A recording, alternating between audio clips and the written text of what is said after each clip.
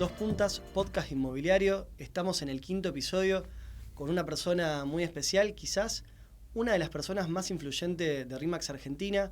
Estoy hablando de Ariel Champagner, es socio fundador de lo que hablamos de RE/MAX Premium y es una de las oficinas que se mantuvo en el número 1 y es el número 1 de Argentina durante muchísimos años.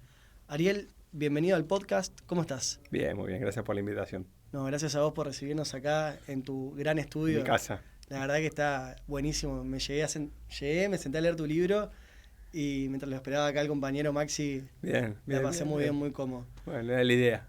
Ari, quería arrancar este podcast, como suelo arrancarlo siempre, tratando de hablar un poco del origen de la persona que está frente a mí. Uh-huh. Y leía en tu libro justamente que vos venís de una familia, sobre todo tu abuela materna, muy comercial. Sí. Me llamaba la atención también de que es de origen árabe, del Líbano. Ajá. Las personas que vienen de esos lugares, también la colectividad judía tiene una arraigue muy fuerte con el comercio. Sí. Y quería que me cuentes cómo fue esa vida tuya de niño, de chico, tal vez de adolescente, ya involucrado en la vida comercial de la ciudad de Buenos Aires, pero también tuya personal.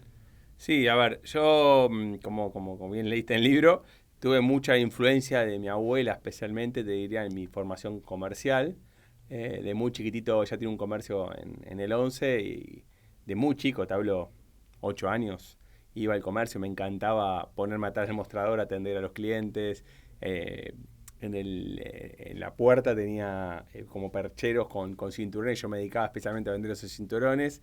Y si bien era un juego, yo lo veía mucho más que un juego. Ya de ahí es como que empezás a saber negociar. Y bueno, mientras estaba cursando el colegio secundario, todo esto lo hacía en el verano. Ajá. Cuando estaba cursando el colegio secundario, yo a un colegio de doble escolaridad, un colegio judío, donde a la tarde tenía materias de hebreo que eran aburridísimas. Y yo terminé el colegio y me iba al negocio justamente de mi abuela y ya empezaba a trabajar ahí. Y después, cuando terminé el secundario, me metí bien de lleno en el mercado, en rubro textil. Hice varias cosas antes, bueno, nada, desde iba, me acuerdo, en Ciudadela, iba a los negocios que vendían latas de gaseosa, compraba latas de gaseosa y las llevaba a los kioscos de Palermo y las revendía ahí. Me gané unos manguitos, pero yo vengo, digamos, yo vengo de una familia en la cual todo costaba mucho, no era una familia, digamos, donde el dinero sobraba, sino que a mis papás se deslomaron por pagarme una educación privada, nunca nos faltó nada, pero tampoco era una familia en la cual sobraba, ni muchísimo menos, y creo que eso también me hizo consciente, y parte de mi historia posterior tiene que ver con de dónde vengo. O sea, no sé si hubiese logrado lo que logré si venía de una familia donde me hubiesen dado todas las posibilidades económicas y quizás no hubiese tenido el hambre que tuve.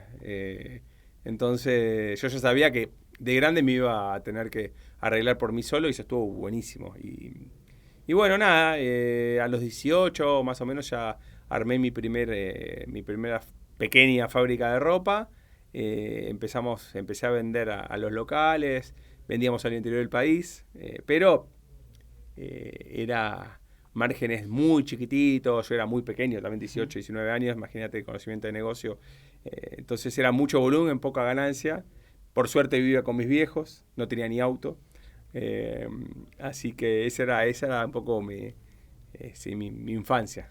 Yo te iba a preguntar cómo es emprender en la época que no había internet, porque me parece que por ahí las generaciones como la mía, yo tengo 30, claro, prácticamente crecimos una adolescencia con internet, vino la banda ancha en el medio y toda la historia, pero teníamos un acceso a la información que si uno es más o menos vivo puede aprender ciertas cosas independientemente de la educación formal, ¿no? Pero mirá, sí, no había TikTok, no existía Instagram, no existía WhatsApp, no existían el iPhone, no existían los teléfonos inteligentes, no existía Internet, no existía Facebook, YouTube, nada existía. Entonces, la información era muy limitada. Lo que yo hacía era escuchar a los más grandes. Escuchaba, preguntaba, escuchaba. Y de ahí iba generando ideas. Y también, quizás yo siento que para la edad que tenía, era una persona muy madura, porque yo por ahí a los 18 años ya pensaba en cómo voy a generar negocios para el resto de mi vida, y un nene de 18 años está pensando en otra cosa. De hecho, me fui a vivir a Estados Unidos a los 23. Entonces, era todo mucho más a pulmón y no tenías un maestro de negocios que te enseñe cómo hacerlo, por lo general. La forma de liderar era diferente, porque eran todos jefes, no había líderes. Era todo lineal, Sí. no era horizontal. Entonces, de vuelta, era otra época. Costaba mucho más hacerte masivo. Sí. La única manera que podías hacerte masivo era con mucho dinero. Sí, Hoy sí. vos sos más o menos vivo, te sabés manejar delante de las cámaras, pones un poquitito de plata en las redes sociales y en 10 días te conoce todo el mundo si sos bueno. Sí, sí. Bueno, no sé si todo el mundo, pero vamos, Sí, llega te conoce masivamente. una buena cantidad Sí. de gente. Vos hablaste de algo que me pareció interesante de los maestros. Sé que vos tenés varios, compartimos uno que es Simon Sinek también. Sí, crack. Y quería preguntarte, independientemente de los grandes autores de Sí. libros, de teorías, si en esa infancia, en esa temprana adultez, conociste a alguien que te marcó la cancha de tal manera que te cambió la forma de ver los negocios. No, a ver, mi maestra era mi abuela, pero también era un poco limitado en el sentido de para dar ciertos saltos ya no. Mi abuela hizo todo a pulmón, o sea, mi abuela llegó del Líbano y no tenían prácticamente para comer, o sea, se hizo de recontrabajo. Mi mamá con mis tíos me contaba que cuando eran adolescentes vivían todos con mi abuelo y mi abuela, 3 hermanos, en un departamento de 2 ambientes, o sea, iban a vender a la Villa Miseria, o sea, gente que realmente se hizo muy de abajo. Mi abuela terminó logrando una muy buena posición económica a raíz del comercio, digamos, y era como mi ídola. Okay. Mi abuelo también, obviamente, pero por ahí con mi abuela fue con la que más... Si bien compartí con mi abuela compartí un poco más, vivió más años también, pero no sé si tuve en ese momento un mentor o alguien, te diría que no. Tenía gente a la que yo miraba, por ahí, no sé, incluso padres de amigos donde eran comerciantes, y yo como añoraba tener algún día ese comercio, especialmente los que estaban en el 11, que era lo que yo más conocía. Gente que admiraba más que mentores, te diría. Ok. Te fuiste a los 23 a Florida, Miami, Sí, a emprender en RE/MAX, ¿no es Sí. cierto? Es así la historia. esa sí la historia. Cuando leía también en el libro que te fuiste más o menos con 4 lucas en el bolsillo. Sí, correcto. Más o menos para Estados más o Unidos. menos no, real. Con una mano adelante, otra mano atrás, digamos. ¿Cómo te sentías cuando fuiste y qué aprendiste en toda esa estadía allá en Estados Unidos? Cuando me fui sentí un miedo terrible, miedo atroz, por varios motivos. Primero, porque no tenía la capacidad económica de sostenerme mucho tiempo. Y segundo, porque no sabía si iba a poder llevar adelante ese negocio. Sí. O sea, yo me fui a trabajar algo totalmente desconocido, que era el mercado inmobiliario. Yo no sabía nada. Nunca había ni siquiera alquilado una propiedad para mí. O sea, yo vivía con mis viejos y era algo totalmente lejano, ni hablar, comprar, alquilar una propiedad. Entonces, las primeras sensaciones fueron de miedo, fueron de inseguridad, fueron de creer que quizás yo no iba a poder. De hecho, siempre cuento que, creo que en el libro lo tengo, esa anécdota que digo, mi objetivo es juntar $10.000 y volverme. Ok. Y no tardé mucho, o sea, tardé menos de un año. Te diría que tardé 6-7 meses. Y cuando lo junté, dije, no, voy a juntar más, ¿por qué me voy a volver? Porque yo decía, me vuelvo, me pongo un maxi kiosco y armo una cadena maxi kiosco. ¿Era posta ese sueño? Sí. Ok. Sí. Como yo ya había tenido un kiosco, dije, esto lo quiero hacer, pero masivo. Y bueno, nada, me fui quedando. Nunca fui con la idea de quedarme eternamente. Para mí era una etapa en mi vida. No me gustaba la vida allá. Sin embargo, estaba obteniendo resultados económicos totalmente por encima de mi expectativa. Entonces en un momento lo tomé, no sé, viste, como el jugador de fútbol que dice, bueno, no sé, me quedo 3 años en Arabia. Yo no me salvé. Okay. Pero para la situación en la que estaba muchísimo mejor. O sea, mejoré mi situación económica abismalmente de donde venía. Pero no estaba en una situación en la que me salvaba, digamos, ¿no? Sí, yo decía, a los 28 años vivía una vida de ensueño para cualquier pibe de 28 años, viviendo solo en uno de los mejores barrios, con un auto altísima gama, o sea, no me faltaba nada, viajaba, no tenía familia que mantener, era yo solo, pero sí, volviendo a lo que me preguntabas, Miedo era la palabra. Si te tengo que decir una palabra que se repetía en mi mente en ese momento, era el miedo. Te escuchaba no sé si fue en un podcast que grabaste o una entrevista que te hacen, hablar del miedo, y vos lo relacionabas al que abrió una franquicia, pero yo lo llevo al terreno del emprendimiento en general. Me quedó mucho tu frase de que el que emprende, si no tiene miedo, o está loco, o en algún momento la va a chocar. Sí. Algo así decías. Sí. Es que si vos no tenés miedo, sos un inconsciente. El miedo lo que hace es que te levanta las alertas. Tampoco sirve la persona extremadamente miedosa. Ok. Porque también hay una parte del miedo que es buena y una parte que es mala. La parte del miedo que es buena es esta que te estoy contando sobre las alertas. La parte mala del miedo es sobre la parálisis. O sea, si el miedo te paraliza, es un problemón. Entonces, yo lo abrazo al miedo en ciertos momentos, pero no totalmente. Es una parte del miedo la que yo creo que sirve. O sea, es como, digamos, si vos vas a emprender y no tenés miedo, no tenés sangre. Sí. Especialmente al principio, cuando recién arrancamos, que me estoy jugando todo lo que tengo. Sí, sí. Por ahí hoy en día, yo qué sé, yo abro una oficina. Toco madera, pues nunca me pasó, pero ponerle que abro una oficina y me va mal, no pasa nada porque yo sigo adelante. No me gustaría porque me gusta ganar a todo. Sí. Pero digo, no estoy jugándome un all-in. Cuando yo empecé me jugué un all-in. No tenía otro plan. Entonces, decir que no tenía miedo era una mentira. Tengo una pregunta con eso también. No sé si conoces un poco la filosofía de Warren Buffett, pero hay algo que dice él que es cuidarse del cero, así muy sintéticamente. Sí. Y me parece, y te quiero preguntar también Se retiró a los 97 años. No, un fenómeno, sí, una bestia. O sea, lo sigo. Es una locura. Sí, Yo sí. también lo sigo un montón. Y a mí me quedó grabado, tatuado en la piel esto de cuidarse del cero, porque es difícil cuando venimos de lugares donde no tenés la vida solucionada y tenés que jugártela por un proyecto, ¿qué decisiones tomar o qué identificás para tomar buenas decisiones para justamente no fundirte en el medio, digamos, a mitad de camino? Creo que lo primero es saber que no voy a tomar todas las buenas decisiones que quiero. Me voy a equivocar. Si yo pretendo tomar todas buenas decisiones, no tomo ninguna decisión. Pero lo importante, hay un libro de Simon Sinek, justamente, que se llama El Juego Infinito.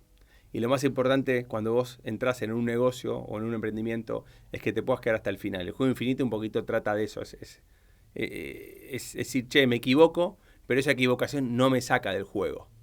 Entonces, para eso, traduciéndolo un poquitito más a la vida cotidiana, creo que es muy importante la parte financiera de un negocio. La mayoría de los emprendedores fracasan porque no saben manejar el dinero o lo manejan mal o no le dan la importancia necesaria a la administración financiera. Entonces, eso hace que se queden rápido sin caja y cuando se quedan sin caja empiezan a pedir préstamos y después no pueden devolver los préstamos y ahí se pudrió todo. Yo, en lo personal, cuando arranqué como agente inmobiliario, tenía muy poco dinero, pero lo administraba muy eficientemente. Es decir, para mi vida personal, nada al principio. Yo siempre cuento que comía con $1 por día, real. $1.50 por día. Y bueno, nada, todas esas cosas que ocurrieron, las veo con el diario de hoy y las volveré a hacer de la misma manera. Creo que eso fue a mí lo que me ayudó mucho. Y yo lo veía a veces con amigos que por ahí estaban en una posición económica, cuando a mí me iba bien, quizás inferior a la mía, y yo veía el nivel de vida que llevaban y era muy diferente. Por ahí se compraban el último auto y alquilaban o lo das vuelta y no se le caía una moneda. Y yo creo que yo lo primero que hice cuando empecé a ganar plata fue comprar propiedades, reciclarlas y revenderlas. Sí, invertías. Y lo primero que hice fue invertir. Después me compré el auto. Pero lo primero que hice fue invertir. O sea, yo necesitaba al principio un auto que me lleve. Y aparte, imagínate que yo venía en Argentina, no tenía ni auto, usaba el de mi viejo. Con lo cual, para mí cualquier auto estaba buenísimo. De eso a nada. De la nada a eso, digo. Y entonces me acuerdo, más o menos al año y moneditas cortas que llegué, me compré con crédito, obviamente, la primera propiedad. Me fui a vivir ahí. Mientras vivía ahí, la reciclaba. Y cuando la terminé de reciclar, la vendí. Gané un dinerito, con ese dinerito fui, compré otra propiedad, me mudé, porque yo no tenía la posibilidad de alquilar y comprar. Entonces, yo en el interim iba viviendo en ese inmueble. Uh-huh. Entonces, me servía también, entonces lo reciclaba estando yo adentro y lo revendía. Todo esto mientras aparte era agente inmobiliario. Y eso lo hice varias veces. Eso me sirvió bastante para crecer financieramente. Che, hay un punto de la historia en el que vos dejás de ser agente en Estados Unidos, volvés a Argentina y te haces broker, Sí. que es la palabra más adecuada. Sí, broker, sí. Pero bueno, básicamente me parece que hay un salto del emprendedor al empresario, si le queremos llamar de alguna manera. ¿Cómo definís ese proceso? ¿Cómo lo podés describir? ¿Qué cambió de ser agente a ser empresario? Y a ser una persona que maneja y lidera personas, esencialmente. Es un cambio muy grande, que hay gente que a veces, digamos, que hay gente que por ahí no lo puede terminar de hacer. ¿Por qué? Y porque lo más complejo es delegar y trabajar en equipo y entender que ya no todo va a pasar por vos. Vos cuando sos agente inmobiliario individual, todo pasa por vos. Yo sé que tomás todas las decisiones. Cuando vos armás un equipo, ya vos no tomás todas las decisiones. Y eso me costó bastante al principio, te diría. Los primeros años estaban todas.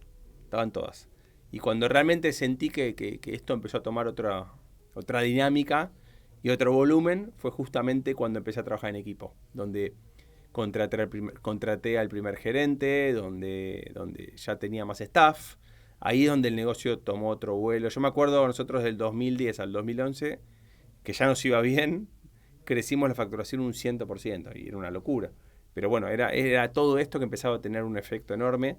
En los primeros años yo tenía un staff hiper reducido, pero porque tenía la mentalidad tenía miedo de que nos iba mal y que si nos iba mal yo me quedaba sin dinero.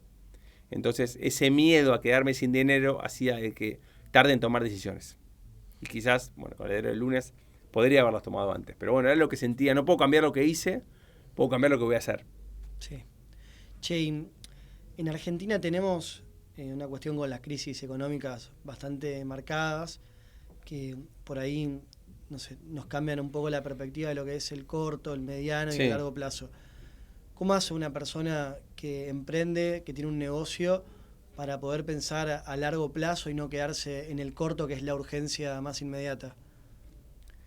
Mirá, si tu negocio depende de lo exterior o de lo externo, que sería una crisis económica, no tenés un negocio. Okay. Vos tenés un negocio cuando, si bien obviamente que te va a afectar si hay una crisis a nivel país, pero se te afecta demasiado es porque no tenés un negocio. Entonces, yo siempre dije, nosotros nos tenemos que enfocar a lo que podemos dominar. Lo que no depende de nosotros lo tenemos que sacar de nuestras mentes. Y así hemos pasado un montón de crisis. Más de 20 años en Argentina ha pasado de todo. Yo abrí la primera oficina y a los 2 años pasó la crisis del campo, que fue durísima. Sin embargo, y aún siendo muy nuevitos, fuimos saliendo adelante. Todas las crisis presentan oportunidades. Yo en lo personal me siento mucho más cómodo trabajando en crisis que en bonanza. Okay. Me gusta mucho más el mercado en crisis, me gusta mucho más, me desafía mucho más. Y considero que los que somos buenos nos destacamos mucho más en el mercado de crisis. Por ahí cuando todo el mundo vende, la sensación, che, cualquiera vende. Sí. Aunque no es así, todos sabemos que no es así. En cambio, el mercado de crisis te viene a buscar. Sí. Pero mi consejo para los que están mirando es traten de armar un negocio donde piensen en cuota marcada. Es decir, yo lo que pienso es cuánta cuota marcada puedo tener o quiero tener. Y apunto a eso. Después, hay más negocio, hay menos negocio, pero si yo mantengo mi cuota marcada o la subo, voy a estar bien. Justamente, ayer estaba viendo números y nosotros en el 2025, mi empresa tuvo el 5% de la cuota marcada de toda la ciudad de Buenos Aires, lo cual es un numerazo, una locura.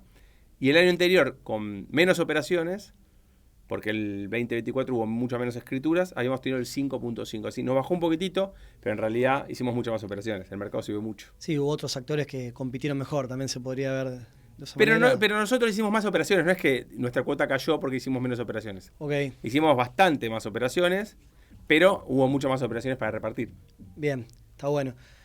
Te quería preguntar, ya que estábamos hablando del tema de la crisis, sí. ¿Cómo se transforma una crisis en una oportunidad? Bueno, por ejemplo, lo que nosotros hicimos en el mercado de pandemia, fuimos, creo que los primeros, y yo debo haber sido probablemente el primero, y me comí bastante puteadas por eso, que salimos a declarar abiertamente que había que bajar fuertemente los precios. Las inmobiliarias no hacían ese trabajo, porque es el trabajo más difícil para hacer. Y eso fue una oportunidad, porque empezamos a vender mucho haciendo el trabajo que nadie hacía. Y me acuerdo que cuando llegamos a mayo del 2020, le dije al equipo, quédense tranquilos que en el segundo semestre todo lo que no vendimos en el primer semestre lo vamos a recuperar con creces. Y el 2020, con todo lo que implicaba el 2020, Sí. No me acuerdo el número exacto, pero terminamos facturando, no sé, $5 millones en comisiones en el año, que para ese año era un montón. Sí. Ganamos mucha plata en el Sí, 2020. Y ahí fue la oportunidad de crisis. Sin esa oportunidad quizás eso no lo hubiésemos hecho. Y te quería preguntar si vos considerás que la crisis también es un momento para aprovechar, lo digo en términos de competencia, ¿no es cierto? No de mala manera, pero de que hay competidores que se pueden llegar a caer también porque no saben subirse o cómo surfear la ola. La crisis limpia. Sí. De hecho va a pasar. Ahora todo el mundo quiere ser agente inmobiliario o quiere abrir una inmobiliaria. En la próxima crisis, la mitad desaparece. Porque esto no es para todos. Sí. O sea, digamos, y más en un mercado cada vez más atomizado. Yo creo que si vos vas, agarrás el 100% de las operaciones de Cava. Sí. El 30% las hace RE/MAX. Te queda el 70%. Ponele que entre Coldwell Banker, no sé, las franquicias hagan entre todas, el 5%, más o menos que hagan. 35%. Te queda el 65% dividido en cuántos players. Miles. Sí. Estás hablando de, ponele el año pasado que hubo 6.000 operaciones mensuales promedio. Te quedan el 65% de 6.000 son más o menos 1.800 operaciones. ¿Pero estoy haciendo bien la cuenta? No, te estoy diciendo cualquier cosa. El 60% de 6.000 son 3.600, 3.800 operaciones. Pero dividido 15.000 personas por ahí. Sí, es un montón. No te da nada. No, no es nada. Y no estoy contando inmobiliarias reconocidas que no hacen hace mucho más que una por mes. Sí. Entonces cuando haces la torta, no queda nada para repartir. Es muy difícil arrancar. Hoy yo lo estoy notando inclusive con las nuevas franquicias, cuesta un horror arrancar de cero. Sí, y creo que el número de agentes inmobiliarios en Buenos Aires está en 33.000, me parece. Así que... Sí, pero de los 33.000 tenés 30.000 que no facturan nada. Sí, por eso. Es un juego para pocos donde hay mucha gente. Quería ir un poco a actualidad del mercado local. No solamente actualidad, quiero también ir a algunas definiciones del mercado inmobiliario. Nosotros hablamos fuera de cámara un poquito con los agentes inmobiliarios, con las inmobiliarias que laburan con nosotros, con nuestra empresa. Mucho lo que tiene que ver la captación, y en la captación hacemos mucho foco en lo que es el nicho. Elegir un segmento del mercado que no necesariamente se define hoy como lo que antes era el público objetivo de demografía, ingresos y demás. Ahí tiene mucho que ver con los intereses también del comportamiento de las personas. Quería preguntarte cómo ves eso a la hora de captar propiedades, que un agente inmobiliario decida recortar su comunicación al menos a especializarse en algún sector del mercado. Lo que pasa que, a ver, todo es válido. Sí. Pero creo que te perdés una gran parte. Yo creo que hoy, a ver, si yo trabajo como agente inmobiliario en el área residencial, y voy a tratar de captar todo lo que pueda en la ciudad, no voy a terminar, no sé, en Puerto Madero no trabajo, o en Flores no trabajo, porque pierdo oportunidades. Hoy hay que armar equipo, entonces eventualmente si es un producto que no conozco, o un lugar en el cual no quiero ir a mostrar, armo equipo y va otro, pero armo equipo, no dejo pasar la oportunidad. Hoy creo que lo que prima y lo que va a triunfar es el trabajo colaborativo. Mucha colaboración, mucho compartido. Hoy está pasando que la mayoría de las operaciones son compartidas. Sí. Pero tiene que ver con que hay más agentes buscando con compradores, digamos, más agentes de búsqueda, y es un mercado que está hoy muy demandado. Entonces, hoy vos pones una propiedad en el mercado y si está en valor te llaman enseguida, la vendés relativamente rápido. Bien, y ahora sí yendo un poco a lo que es la actualidad del mercado inmobiliario, hablamos fuera de cámara también, tuvimos un cierre de 2025 que por ahí no cumplió con algunas expectativas que teníamos, mismo también el tema de los créditos hipotecarios que tampoco terminó de arrancar como se esperaba. ¿Qué expectativas vos tenés para este 26 que recién arranca? Estamos en enero, finalizando enero para los que están viendo. ¿Hacia dónde creés que vamos? Sin sacar la bola de cristal, como dice el amigo Santi Magnin, sino hablando un poco de lo que te dice el pasado reciente.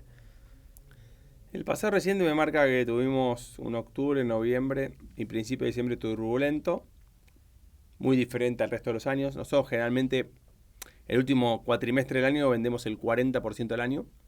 El año pasado, en el primer semestre, vendimos más que en el segundo semestre, algo que no había pasado nunca. El efecto elecciones fue mucho más fuerte y violento de lo que pensábamos y de lo que había pasado. Como te decía fuera de cámara, mi único recuerdo de un efecto eleccionario que impacte tanto en el mercado fue el de Alberto, que cuando Alberto Fernández gana, el mercado se derrumba, la gente estaba deprimida y era una incertidumbre terrible porque volvía el kirchnerismo y la gente no sabía de qué modo, y eso generaba terror. Ahí estuvo, me acuerdo, noviembre, diciembre, enero del 2020, durísimo. Encima vino la pandemia, todo junto. Sí. Este año también fue muy fuerte ese efecto. Ahora enero, por ejemplo, nosotros notamos desde los primeros días de enero, ya había pasado, te diría la segunda quincena de diciembre, mucha demanda. Estamos teniendo mucha reserva con crédito. Y mi respuesta va a tener que ver un poco sobre si va a haber crédito o no va a haber crédito. O sea, si vamos a manejar líneas de crédito, va a ser un año de mucha demanda y va a ser un año donde puede llegar a haber una posible suba de precios. Si los créditos no prosperan, yo no creo que los precios vayan a subir, y creo que va a ser un año muy similar al que pasó. Bien. Y un dato, perdóname. Sí, obvio. Un dato para tener en cuenta. El 2025 fue el mejor año de escrituras en la Ciudad de Buenos Aires desde el 2007, no sé si lo sabías. Sí. Bueno, casi 70.000. Pero se hicieron 13.000 y monedas de escrituras con hipoteca. Sí. Superamos al 2017, que habían sido 62.000 escrituras, pero en el 2017 se hicieron muchísimas más escrituras con hipoteca que en el 2025. Ok. Si no me equivoco, no quiero errarle, pero creo que el número del 2017 eran 27.000. Porque era más o menos un 40%, una cosa así, el número de cantidad de hipotecas por el total. Pero entonces lo que digo es, imagínate sin llegar al nivel de hipotecas de 2017 tuvimos este año, a lo que podríamos llegar. Sí, además que cada crédito destapa dos operaciones más o menos. A veces la gente dice, el crédito es 50.000, 100.000, no, pero pará. Porque el de 100.000 le compra el de 200, sí. El de 200 le compra el de 400, genera un montón de trabajo el crédito. Hay algo que hablaba con Daniel Brin en su momento y también me quedó muy marcado, Santi también, lo decía Santi Magnin, que es las condiciones que necesita el crédito para que empiece a estar más presente y tenga mucha más influencia dentro del mercado y que haya reglas claras del juego en el país, ¿no es cierto? Uh-huh. Reglas jurídicas claras, reglas económicas algo claras. Que en Argentina está siempre. Sí. Yo lo que quiero saber y ahondar un poco más también, ¿cuáles considerás que son esas reglas que tienen que estar claras para que exista realmente el crédito hipotecario como en cualquier país, no sé, como Chile, como en Uruguay? Lo primero, que el nivel de inflación sea relativamente estable. Esa es la primera regla para mí. Ok. Y después, digamos que las tasas de intereses, no te digo que sean regaladas, pero que sean pagables. Okay. Donde vos llegás al punto en el cual pagar una cuota de alquiler, te sale lo mismo que pagar una cuota hipotecaria, es el punto donde la gente se empieza a decidir comprar.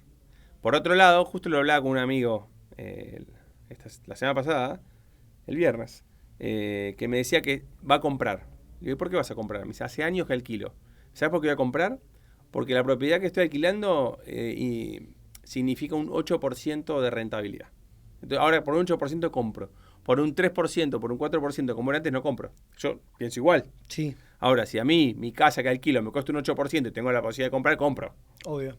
Porque encima estoy comprando en mi casa y me estoy rentabilizando el 8%. Entonces, sin duda que hay mucha gente que va a terminar comprando por eso, ¿no? Inclusive hay gente que decía, che, la pongo a trabajar la plata al 8 y alquilo al 4. Eso sí. Yo lo hice un montón de tiempo. Pero al 8 o al 10 ya no hay tantos negocios con bajo riesgo. Entonces ya decir, che, me autoalquilo y me cobro el 8% de renta. Sí, hay una métrica que siempre escucho, que es que una inversión que valga la pena correr el riesgo tiene que ser por lo menos un poco más rentable que el bono del Tesoro de Estados Unidos, lo cual me parece una buena métrica porque suele ser las inversiones más seguras del mundo. Sí. Creo que hoy de a poco nos venimos acercando con lo que es el alquiler en Argentina. Sí. Mucho tiene que ver lo que fue la desregulación de los alquileres. Eso fue fundamental. Sí. Fundamental. No me acuerdo del muchacho, el político que había hecho la ley de promulgado. No promulgado, sino había sacado la ley de alquileres, había propuesto la ley de alquileres. No me puedo acordar del apellido, pero hizo todo mal. Generalmente cuando la política se mete en lo privado hacen todo mal, porque los políticos mayormente nunca trabajaron en lo privado y hablan de pico o escuchan y después hacen cualquier cosa. Sí, también no tenía ganas, bueno, ya estamos en la polémica un poco para los que nos ven, pero también es cierto que de lo que es el poder adquisitivo, creo que hoy es más accesible alquilar una propiedad que cuando estaba la ley de alquileres. Mucho más. Mucho más que antes, entonces también... La ley de alquileres hizo algo increíble, perjudicó a todos. Sí. O sea, perjudicó al propietario, perjudicó al comprador y perjudicó a la inmobiliaria. A todos. Sí, o sea, sí. Si vos querías hacer una ley de alquileres para joder a todo el mundo, le salió perfecto. Y encima, ¿sabés qué es lo peor? Nunca se me iban a pedir disculpas. Ok. Nunca se me pedir disculpas. Porque lo que tenía que haber pasado es con ese político, ya me acordé del nombre, muchacho, me la mandé. Disculpa. Sí. No pasa, no suele pasar. Encima siguen defendiendo. En la política lo local. indefendible, sí.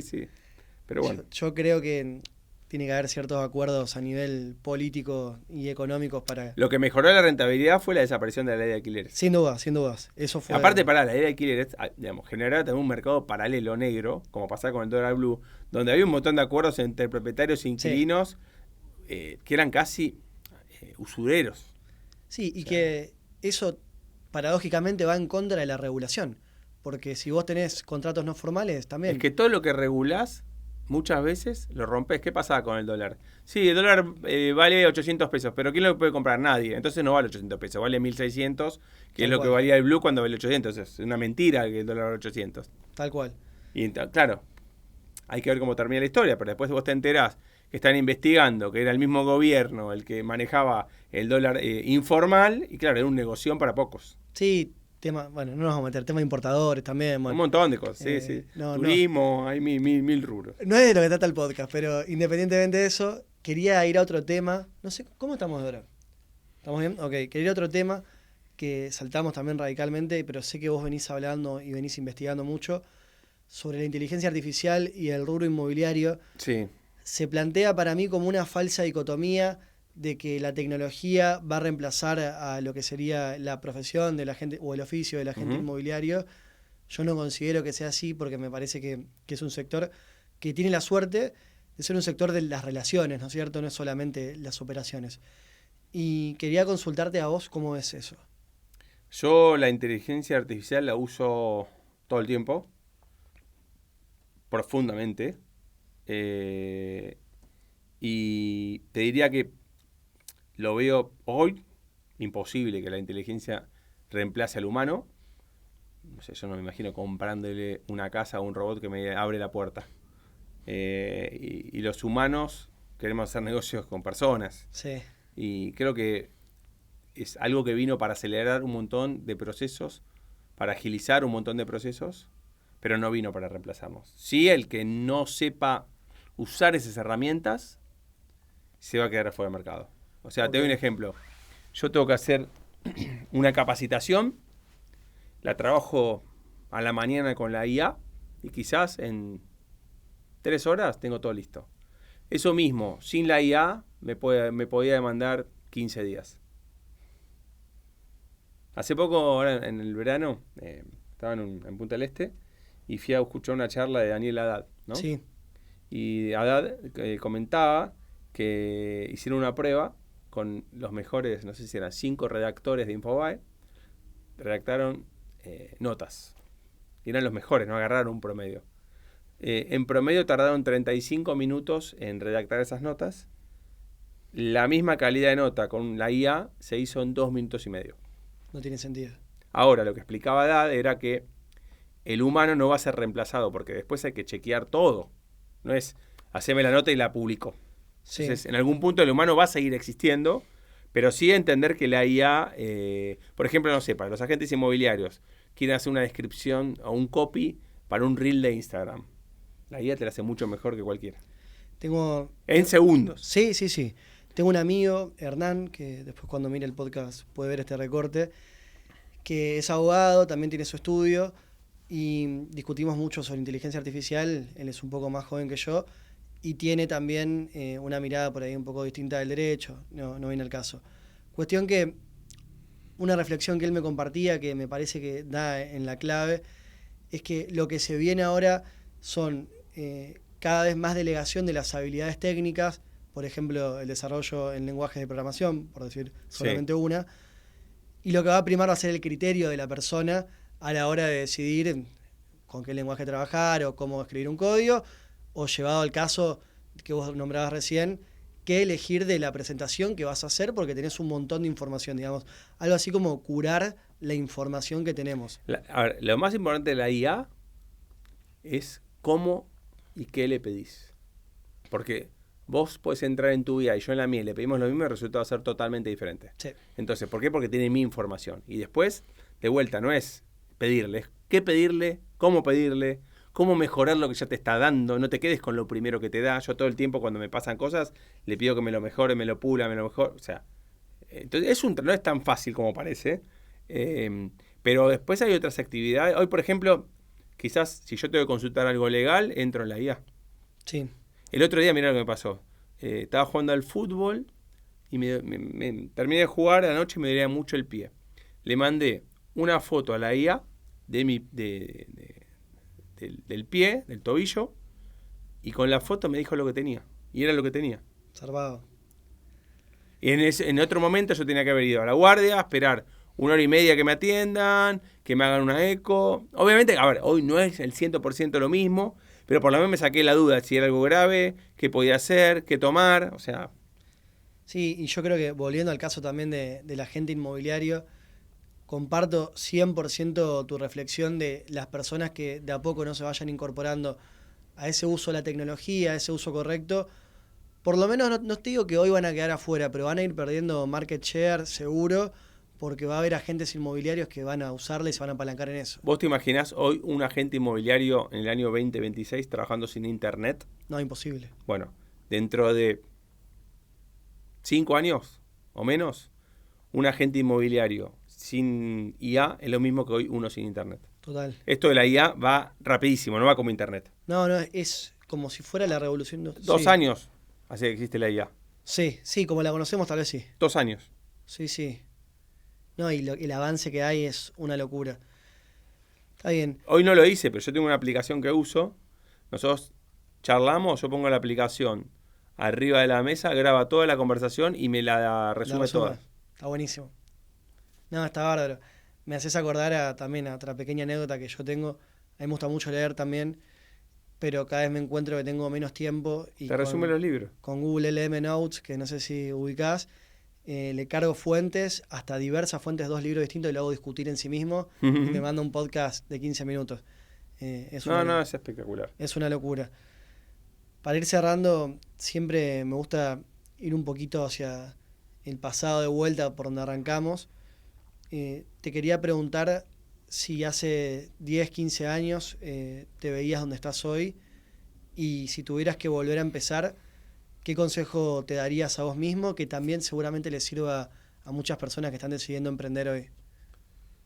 Yo siempre soñé con armar algo grande. No sabía cuándo, ni cómo, ni qué. Pero siempre fui una persona muy ambiciosa. Y sabía que tarde o temprano iba a lograrlo. Quizás lo logré un poco más rápido de lo que imaginaba. Yo me empecé a sentir, yo tengo 48 años. Yo empecé a sentir esto realmente, te diría, cuando estaba cerca de los 40, que ya estaba armando algo grande. Y después, ¿qué haría? ¿Qué hubiese hecho distinto? Yo creo que la ansiedad más que nada. O esto de estar a los 20 años pensando en qué voy a hacer en mis 40 a nivel financiero, cómo voy a salir de la famosa carrera de la rata. Sí. No te conté, pero yo a los 25 tomé un curso en Estados Unidos de 3 meses más o menos, con mentores de Robert Kiyosaki. Yo era fanático de sus libros en esa época Y ya pensaba en los ingresos pasivos y en cómo iba a hacer para generar más ingresos pasivos que mis gastos. Y por ahí a los 23, 24, 25, los pibes están pensando... Hoy quizás por ahí no tanto. Hoy los chicos yo los veo como más jóvenes. Los más jóvenes como más interesados por esto. Pero cuando yo tenía esa edad, no. Y aparte no hay información. O sea, entonces quizás esa ansiedad la manejaría diferente.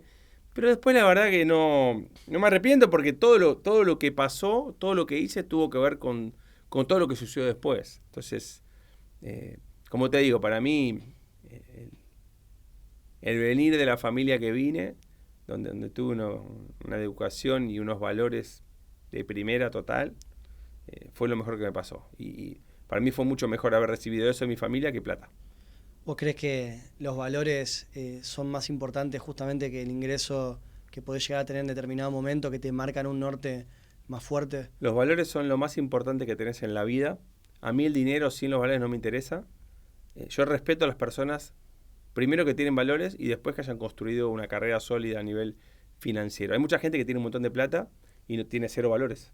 Esa gente yo no la respeto. Yo no mido a las personas por su activo financiero, por su patrimonio, sino miro qué hicieron, cómo se manejaron.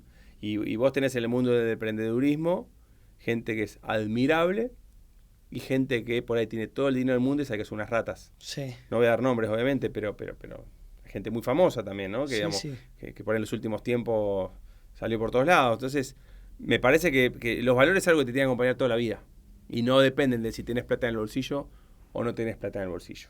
Y bueno, y también me he frustrado mucho, porque me ha pasado, inclusive gente de mi propia empresa, darme cuenta que yo pensaba que era gente que tenía valores y después con el tiempo, no.